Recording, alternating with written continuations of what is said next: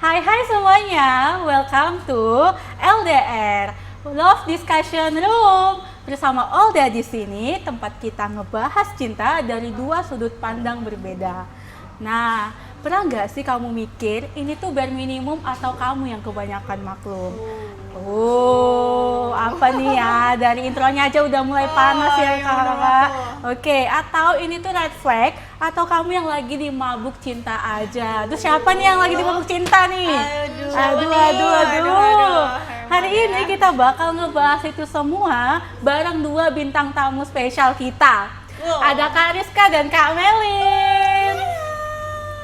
Oke, nah kita bakal bahas ini sama Kak Melin dan Kak Rizka yang punya pandangan berbeda soal relationship. Tapi reminder dulu nih ya, satu hal yang perlu kamu tahu, gak ada jawaban yang 100% benar loh ya. Karena hubungan itu kompleks nih kakak-kakak. Nah, dan kita punya konteksnya masing-masing. Jadi, setuju atau enggak, semua punya alasan.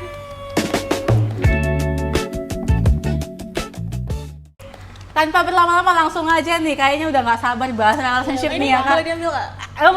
Boleh. Okay. Boleh banget nih, udah menyiapkan jawaban nih ya. Sudah siap banget nih. Oke, ada nih statement yang katanya antar jemput pacar itu termasuk bare minimum dalam relationship. Setuju atau enggak nih? Wah, yes aku mah.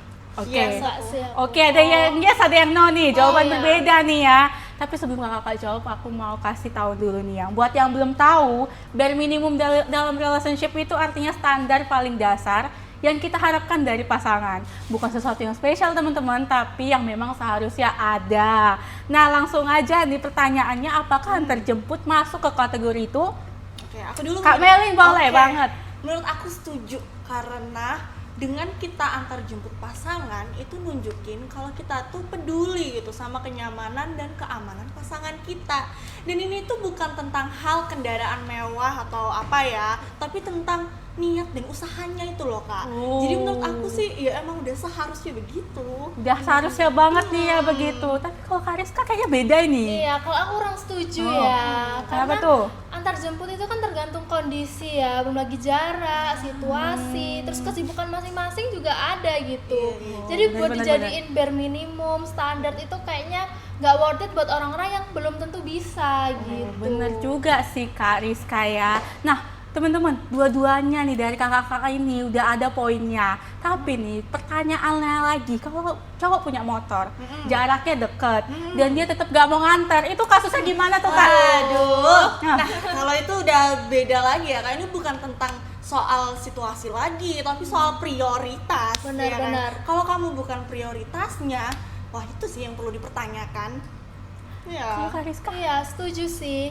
Dan ini balik lagi soal komunikasi ya, daripada kita nungguin dia nganter, dia ngejemput, mending kita ngomong langsung aja. Langsung kita, ngomong ya, kan? komunikasiin langsung. Oke.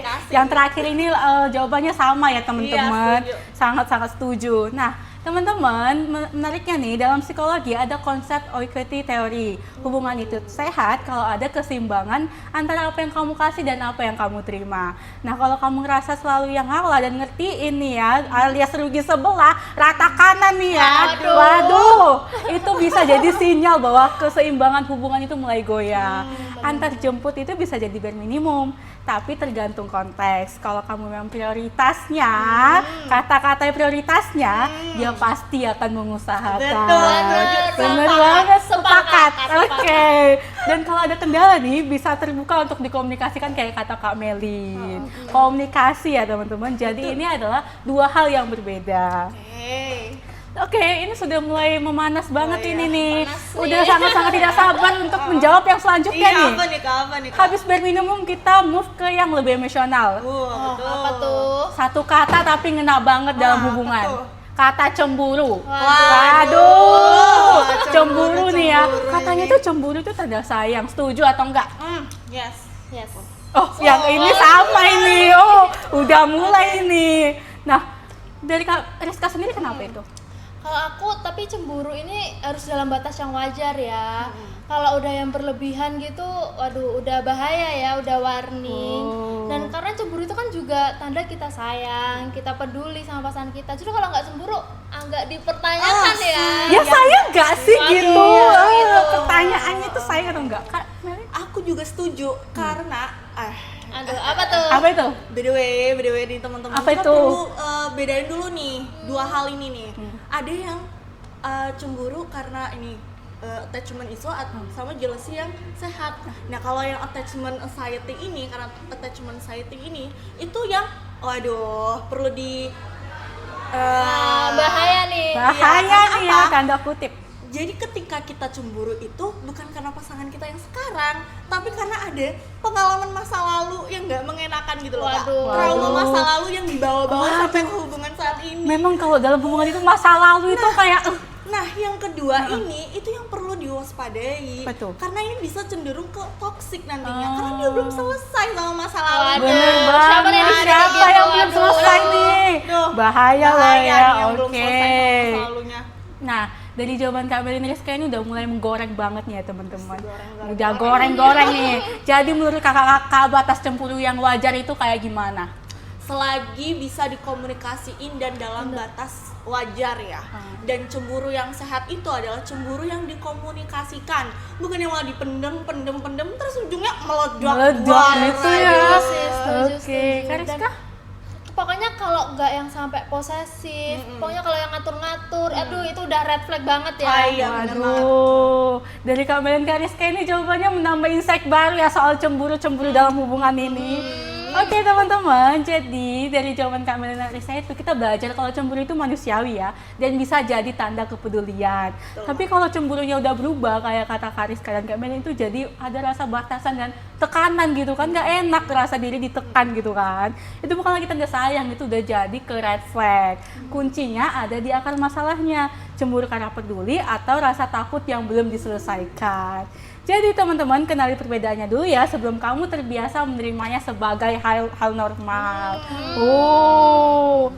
Oke. Kita ganti ke segmen yang lebih emosional lagi, Oh, lebih Apa hot tuh? lagi. Kita move lagi nih. Tadi kita kan udah bahas cemburu itu udah panas banget nih ya. Sekarang itu kayak lebih panas lagi loh, Apa tuh, lebih menggoreng lagi itu Makin ya, hot lagi paling nih. berat banget nih. Apa tuh? Cheating or not. Waduh, Waduh. cheating or not. Iya, ada situasi kayak gini nih Kak. Hmm. Pasangan kamu curhat masalah hubungan kalian loh nih ya. Ke orang lain yang berpotensi jadi tempat nyaman baru. Itu itu tuh gimana? Termasuk selingkuh atau enggak? Big yes. Oke. Bisa dijawab dulu mungkin? Kariska Oke, dulu. Kariska mungkin dulu aku dulu mungkin. ya. Kalau menurut aku setuju karena itu udah termasuk emotional cheating gitu. Dia iya. udah nyari validasi, nyari kenyamanan ke Betul. orang lain, bahkan ke cewek lain yang harusnya ke kita aja ya kan. Iya bener juga sih, relate juga sih. Jadi kayak apa sih posisiku di matamu gitu ya? Aduh. Jadi curhat nih. ya kan? Nah, menurut jurnal psikologi yang pernah aku baca-baca nih, tapi betul. cimiu ya guys. Cemil. ya. Oke. Pokoknya emotional cheating itu ketika pasangan kita udah nyaman cerita ke orang lain, terus udah mulai bingung nih kalau ditanya hubungan mereka nih apa, pertemanannya gimana. Waduh, terus kalau kita iya bener, terus waktu chatnya mereka nggak dikasih tahu ke kita. Aduh. bunyiin gitu Iya. loh. Ih, zaman sekarang loh bahaya itu. Bahaya ya. Terus ntar ditanya, emang kamu sama dia itu apa sih? Nggak tahu. Nggak tahu. Nggak tahu, aduh, itu udah makin Katanya spesifik sekarang lagi. itu paling malas sama cowok bingung itu ya Iya. paling bahaya banget itu ya. Aku nggak tahu, Aku nggak tahu, aku Kita juga bingung. makin bingung. Iya, kamu bingung saya juga bingung gitu ya. Ya aku setuju banget sih Kak sama pendapatnya Kak Ariska, karena walaupun gak secara fisik nih ya, tapi secara emosional dia itu dia termasuk pindah nggak sih Kak Iya, ke benar, orang benar. lain. Dan justru hal ini yang berbahaya karena apa? Karena banyak orang yang nggak sadar kalau ini tuh dia termasuk cemburu, udah Apa termasuk selingkuh? emotional cheating, iya itu jadi bener. selingkuh. Oke, bener banget nih. Nah, jadi menurut kakak-kakak itu selingkuh itu pada kesimpulannya nggak selalu hal secara fisik lah ya. Iya benar. Iya bener banget. Justru itu yang paling nyakitin. Lakin gitu, Kak. apa ya, langsung nyakitin jelek banget nih ya. Karena kepercayaan kita yang dikhianati Iya. kan. Aduh, masalah kepercayaan ini loh ya. Oke, teman-teman. Jadi dari cerita dan sharing Kak Ariska Melin ini, kalau cheating itu nggak selalu soal fisik, tapi bisa juga terjadi emosional. Dan ini adalah hal yang perlu kita sadari bareng-bareng dalam hubungan. Karena suka banget orang nggak sadar gitu loh Kak, kayak aku kan cuma curhat aja ke dia, aku cuma cerita aja loh ya, cuma curhat aja nih. Oke, langsung saja. Ini udah masuk hal yang sedih sih Kak. Aduh, kenapa Kak? Karena kita udah mau berakhir. Ya. Masih mau banget. Iya. banyak ya. Padahal udah mau bahas sharing Udah lagi mulai kan. panas nih. Relationship. Mungkin next time kali Next ya. time aja kita langsung ya ketemu, langsung atur jadwal nih. Nah, sebelum kita tutup, aku mau minta kesan dan pesan dari kakak-kakak dulu nih. Kak Melin, menurut kamu apa yang penting di diskusi hari ini? Kalau dari aku sih ya, dari pembahasan kita dari awal sampai akhir itu kuncinya cuma satu. Apa tuh Kak? Apa tuh? Komunikasi. Aduh, komunikasi Dan banget yang nih. lebih pentingnya lagi apa? Apa tuh? Pemahaman. Pemahaman. Saling memahami ya. Saling memahami. Karena percuma kita komunikasi. Tapi nggak paham kan? Jadi untuk apa komunikasinya gitu loh. Dan yang penting juga adalah kepekaan kita sebagai pasangan. Oke, Jadi oke. dengan komunikasi dan kita mencoba memahami pasangan, kita tuh bisa tahu apakah pasangan kita itu bisa sejalan atau enggak sama kita. Oke, Gitu benar sih, Kak, banget. dari Jadi aku. dari Kak Melin kita belajar tentang komunikasi, pemahaman dan kepekaan. Betul. Versi Kak Rizka sendiri gimana nih, Kak? Kalau aku setuju banget ya sama Kak Melin, dan perlu diingat juga kalau pendapat kita di sini itu kita mau berbagi, kita mau sharing, Bener berbagi pendapat kita, Betul. sudut pandang kita, biar teman-teman juga tahu nih kebutuhan dari hubungan kalian tuh kayak gimana gitu. Oke. Siap, terima kasih ya Kak Melin, Kak Rizka atas sharing-sharingnya. Jujur sedih banget sih. Iya sih, Kak. Padahal udah mulai klub banget kita membahas ini lah ya. Nanti next time kita atur lagi. Oke. Jadi teman-teman, dari semua yang kita bahas hari ini, dari bare minimum, red flag, sampai cheating, satu hal yang jelas kita ambil garis besarnya adalah hubungan yang sehat itu bukan soal dua orang yang selalu setuju, tapi soal dua orang yang cukup berani untuk bicara jujur, cukup sabar untuk mendengar, dan cukup dewasa untuk tumbuh bareng. Nah, karena pada akhirnya cinta itu bukan soal sempurna, tapi soal mau berusaha. Betul ya. Siapa sih yang nggak mau diusahain gitu loh ya? Tuh, cewek-cewek zaman sekarang apalagi loh ya. Nah, yang penting bukan cuma setuju atau enggak, tapi gimana kita bisa komunikasiin itu ke pasangan kita. Oke, terima kasih sekali lagi Kak Melin, Kak Rizka. Thank you banget untuk hari ini. Dan thank you juga buat teman-teman yang udah ikutin kita di LDR Love Discussion Room hari ini. Sekarang waktunya buat kalian diskusi dan beropini bareng di kolom komentar. Jadi, setuju atau enggak, semua punya alasan.